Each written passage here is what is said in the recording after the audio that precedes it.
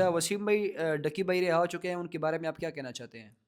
بھائی یہ ہماری پوڈ کاسٹ کا سوال تو نہیں ہے، لیکن بات یہ ہے کہ اس سے ہمیں سبق لینا چاہیے۔ جی جی۔ اب ان کے اتنے ملین ان کے فالورز تھے اور ان ہوں، کے سبسکرائبر تھے، تو جب بے ایک شک۔ بندے کے اوپر مشکل وقت آیا ہوں، تو وہ سارے کہاں چلے گئے تھے؟ اسی تو طرح۔ جب مشکل وقت آتا ہے اس کو خود ہی فیس کرنا پڑتا ہے، فیملی فیس کرتی ہے۔ بے تو شک۔ اس لیے سوشل میڈیا کی چمک دمک پر نہ جائیں، ہوں، یہ سارے خوشی والے ہوتے ہیں۔ ابھی سارے اٹھ کے آ گئے ہیں جی ڈکی بھائی جی، ڈکی بھائی ڈکی بھائی، تو یہ خوشیوں کے اندر اصل یار وہ ہیں، دوست وہ ہیں جو آپ کے ساتھ دکھ میں کھڑے ہوں، آپ بے کے شک ساتھ اسی۔ غم میں کھڑے ہوں۔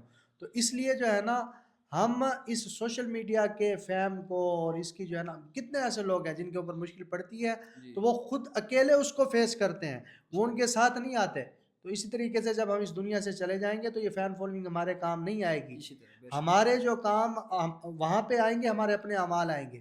تو جی، یہاں پر بھی جو ہے نا، آپ کیئرفل رہیں، یہ بدماشیوں کے شوق، یہ غلط کاموں کے شوق، یہ جتنے بھی نیگیٹیوٹی ہیں ان سے اپنے آپ کو ماشاء بچائیں، اللہ، بے کیونکہ شک۔ مشکل وقت کے اندر کوئی بھی کام نہیں آتا۔ یہ ایک کھلی مثال ہمارے سامنے ہے، جو ہمارے سامنے آئی ہوئی ہے۔